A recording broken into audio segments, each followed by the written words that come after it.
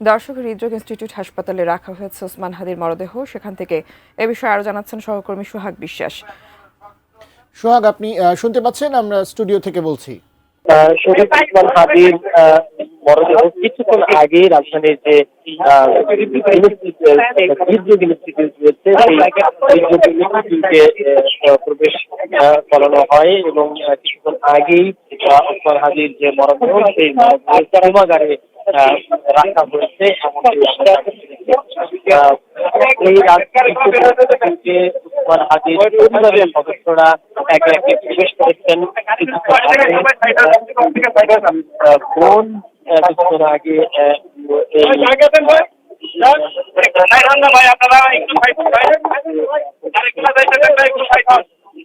তার যে অন্যান্য যে সহকর্মী কিংবা অন্যান্য যে সহযোদ্ধারা রয়েছে তারাও কিছুক্ষণ আগে একে একে হৃদরোগ ইনস্টিটিউট রয়েছে সেই হৃদরোগ ইনস্টিটিউটে প্রবেশ করছে কিছুক্ষণ আগে। এবং পরিবারের সদস্যদের আমরা দেখেছি যে কয়েক দফা শরীফ ওসমান হাদির এর যে মরদেহ সেটি 5:48 শাহজালাল আন্তর্জাতিক বিমানবন্দরে অবতরণ করে এবং এরপরই শরীফ ওসমান হাদিকে বহনকারী যে অ্যাম্বুলেন্স সেটি সড়ক পথ ধরে রাজধানীর যে হৃদরোগ ইনস্টিটিউট রয়েছে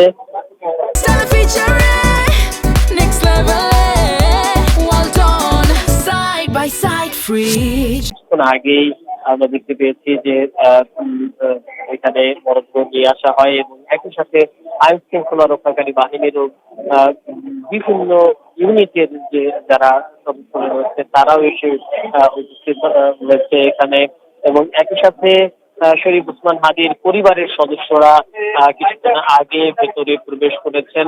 আমরা একটি গাড়িতে দেখেছি শরীফ ওসমান হাদির যে বোন রয়েছে সেই শরীফ ওসমান হাদির বোন এবং তার পরিবারের একজন নিকট আত্মীয় যারা তারা ভেতরে প্রবেশ করেছেন।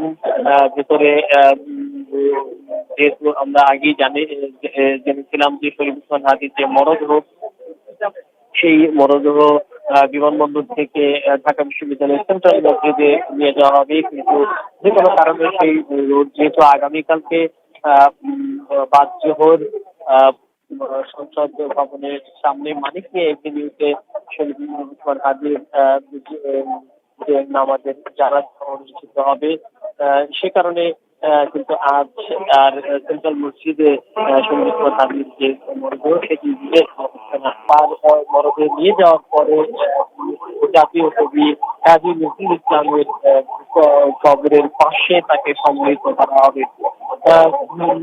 আসলে বাংলাদেশে এরকম ভাবে একজন বিপ্লবীর মৃত্যু যেমন দেশের মানুষকে কাঁদিয়েছে, ঠিক তেমনি